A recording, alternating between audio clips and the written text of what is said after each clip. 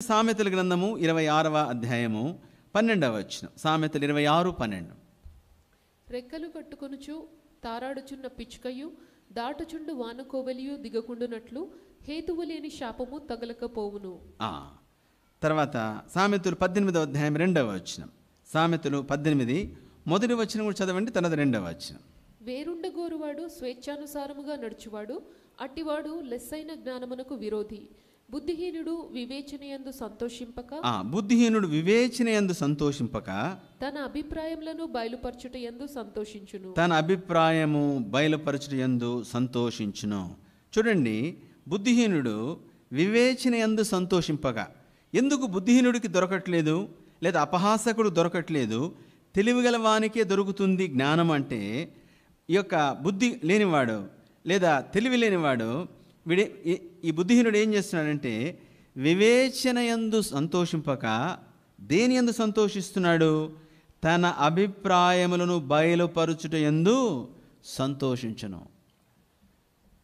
అంటే తను ఏం చెప్పాలనుకుంటున్నాడో, తను ఏం అభిప్రాయపడుతున్నాడో, తను ఏమనుకుంటున్నాడో అది చెప్పడంలోనే ఇష్టపడుతున్నాడు. నేనేమనుకుంటా చెప్తాను బ్రదర్ అంటాడు ఒక ఆయన. అంటే అది బుద్ధిహీనత. నేనన్నట్టు బైబిల్ చెప్తుంది. నువ్వేమనుకుంటే ఇది చెప్పడం అనేది ఫులిష్నెస్. అంటే బుద్ధిహీనుడివి, బుద్ధిహీనురాలివి. చూడండి, సామెతలు అంటున్నాడు ఏమని? బుద్ధిహీనుడు ఎలా అంటున్నాడంటే వివేచన అంటే ఇది చెప్పాలా చెప్పకూడదా, ఇది మాట్లాడాలా మాట్లాడకూడదా, ఈ మాట అనొచ్చా ఈ మాట అనకూడదా. అంటే ఇటు పశువు అన్నమాట.